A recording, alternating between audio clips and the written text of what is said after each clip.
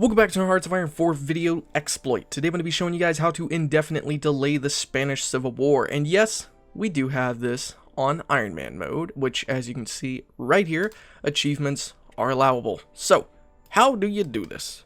Actually, it is an incredibly simple exploit and really you barely have to do anything. So for those people who would love to be able to play Spain, their democratic side I guess, indefinitely, and for some reason do that for an achievement, I don't know what achievement it would be, but this will let you delay it as long as you want. Also, one other thing, I'm really close to 50,000 subscribers. If you would subscribe to my channel because you like it, I would really appreciate it. But let's get on to the exploit.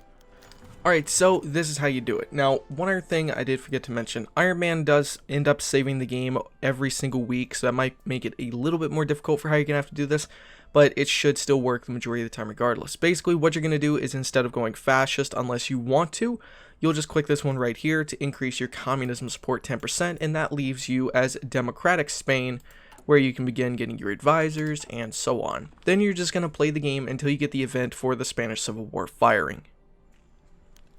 There we go. So, now that the Spanish Civil War option is here, you're not going to click anything. What you're going to do is go to load game and click the Ironman save. Now, the Civil War fired off for us on, I believe it was either February 24th or February 25th. So then when we go back and load the save up, alright, so here's what you need to do. By the way, if you do want to do this in Ironman, I found out after like 4 tries, you need to open your task manager in a second monitor, or you could do it in the same monitor and pretty much end Hearts of Iron 4 that way. If you try to Alt F4 the game, it won't actually allow it to save correctly. It'll still save the game on the day that the Civil War fired. So you need to pretty much have a way to instantly close Hearts of Iron 4, pretty much crashing it so it will think that something actually went wrong with it and end it that way. So like task manager or something like that. But anyway, so what ends up happening is make sure your game is on monthly saves. And now when the Civil War fires, don't click any options. Now if we go up here to main menu and load game, we can see the last save was on February 1st. So now when we start playing the game, we're going to go up to February 29th actually. Now the Civil War event fired on February 28th, but because we were pretty much able to wind back the game, it made the game sort of reset the time frame of the Civil War firing off. So instead of it firing on February 28th, it's going to fire off on some random day after or before. It's sometimes can be totally random, it's no event, and there it is. Now we're in March. So basically, this works for multiplayer if you do it correctly. In multiplayer games, you don't need to save it. Pretty much, you just need somebody to hot join in. You need somebody to take over a country. Basically, any kind of thing that will make the game reload itself. The way this exploit, I guess, works is because you're able to make the game rewind itself.